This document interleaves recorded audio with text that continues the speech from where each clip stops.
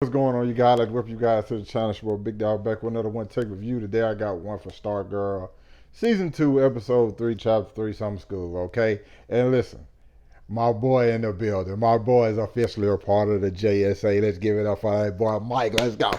Let's go. Mike is a hero. Well, I guess we can call Mike a hero, but at the same time, my boy Mike already messed it up. I've done. My boy Mike just wasn't gonna have it together. He was gonna, you know what I'm saying, be a little bit reckless. But at the same time, if we bring in completely and totally honest every member of the JSA, Stargirl, Wildcat, Our Man, and Dr. Midnight, Dr. Midnight. All of them are a bit reckless. Only person who's not reckless that's technically a part of the JSA crew, and that's Pat. Okay, Stripes it, you know what I'm saying? Stripes is pretty much on shit. And we seen a quick little flashback of where Wildcat comes to get like the previous owner.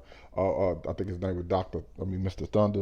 Thunderbolt, the person who previously had Thunderbolt. You know what I'm saying? We saw him, and like Pat was still like a sidekick, and nonetheless, well, not nonetheless, but like things keep going, and Mikey eventually gets him because he just walked in the courtroom, needed a pen, and he got one. Now here's the thing. Here's the thing right now. The thing about Thunderbolt's power, it's like he's basically a genie that grants you wishes, does what you need him to do. It's just the way he does it is probably in one of the weirdest ways because he wanted the kids to stop. This man started dropping stop signs from the sky. Why would you drop stop signs from the sky? Okay, what are you doing?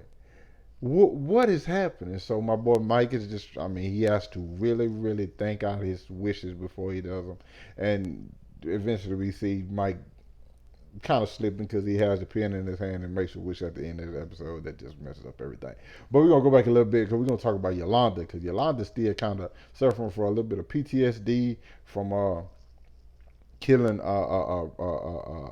Brainwave. Not only that, she even goes to Mike and's like, "Hey, Mike, how you feel about what you did to Icicle?" Mike like, "Man, I had that mug in full blast. And next thing I know, I looked up, he turned in a, you know what I'm saying, crushed ice." Like he ain't even tripping. Mike done caught a body. It ain't bothering him at all. But like, yeah, stuff like that like affect people different. Some people catch a body and they, you know what I'm saying, sleep well the next night. You know, some people, they lingers with them. They can't quite shake back. So they never want to do stuff like that, and which is playing a part in how things are going because Wildcat is of the mindset like, hey, we have to do something. Like, court, if we get Shade, because this whole episode was about them trying to take down Shade. Um, Barbara was in on. Everybody was like, man, we have to get Shade. He's here for some reason. He used to be a villain. Like, we have to get him. Oh, we have to get him. So, Yolanda's mindset is just like, hey, man, what are we gonna do when we catch him? Cause I ain't for that killing stuff. She like, she basically said, I ain't for that killing stuff no more. We have some things going on with Beth. Beth trying to get Chuck back working, but apparently Chuck knows some stuff. Chuck like, hey man, it's Eclipso. Y'all in danger. But the biggest thing in the episode is obviously Shade. Shade is out here looking for the Black Diamond, in which we know Shiv has, or Cindy, whichever one you want to call it. She has, and Shade knows something about it. Shade knows like, okay, this is dangerous, and for the most part, I think Shade is. I'm not gonna call him quite misunderstood because we still don't know his like true intention, but at the overall concept is like Shade's just like, I need to get this. I need to get this. I came to get something, and I'm out of here. He even once they come, they find where he lives, and they come. Well, not even where he lives, but where he was located, and they pull up on him and just like, hey, what are you doing here, Shade? You know what I'm saying? He's like, bro, y'all sit down, let's have some tea. Cause what's name talking to her? What's name always on go, man. Our man, bro, Rick just be ready to like tear down stuff. I can't wait to tear him to pieces. Like, bro, last time I seen somebody say they wanted to tear somebody to pieces, they got blew up. If you watch Titans, you know what I'm talking about. So like, bro, calm down, man. You ain't like that.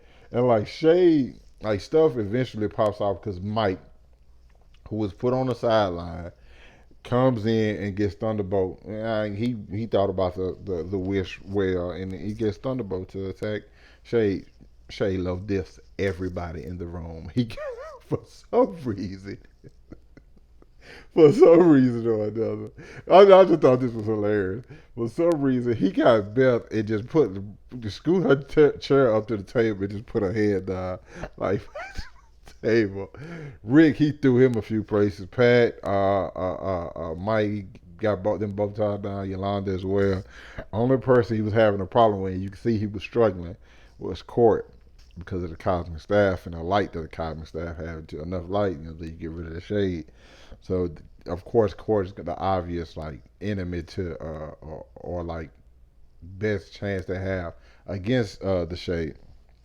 But the whole thing is, he still gets away, and I like the Shade's power. Like I said, if you've seen like Batman animated series or Young Justice, you know how his power works, and it's actually pretty cool. Um, but the episode ends in a way I think I really really like, in which he's looking in that box, and he's like he's going to kill all those kids. And the person I think he's referring to is Eclipso. I think Eclipso was get left to the magician to watch over. Magician gets killed. It ended up eventually the Black Diamond ends up in the hands of Cindy. Cindy doesn't quite know what she got getting herself into. Eclipse is slowly getting stronger because of like the deception that he's doing, and then like having on Cindy. Eventually, he's gonna get out, and there's gonna be some There's gonna be some problems. And listen, we know this show will kill people, so hey man, it's still some things. Like there's a couple of things that we still haven't talked about. One, Sylvester looking for Pat. We didn't address Jeannie, Jade. Jade. We didn't address Green Lantern leaving at all this episode. We didn't see what's going on with Cindy. So there's a couple of things that's still going on that is kind of like left up in the air. You have the one scene with the the ventriloquist, not the ventriloquist, the fiddler. Why do I call it? I almost said the violinist. That was so stupid. The fiddler's son's like peeping with record, and Yolanda was talking about it, so I'm kind of seeing what's up with that. But yeah, for the most part, this was like a focus on the Shade and Thunderbolt, so we still have some stuff left to go, and then there's so much more to explore and so many different other storylines. So I'm kind of wondering, I'm saying, what's gonna happen with that. I got to check and see how many episodes there are this season. I know last season was 13 episodes, but now it's on the CW. I wanted that number to increase, or they gonna keep it kind of like they did Black Lightning, where Black Lightning never got up to like those 20 episodes, and you know what I'm saying, which means you can like focus more on like the main story instead of all this like filler stuff like that. So I'm gonna have to check that out and see. But overall, of course, I thought it was a good episode. But this was, I will say one more thing. The one thing about this episode I think got me was the fact that they didn't feel. There was one time in this episode I'm like, they don't feel like hero. They look like people who are just in costumes, and that was when they was going to get the Shade. It seemed like they were. They seemed like they were dressed for Halloween, and that's the only. This is the first time I've ever felt like that.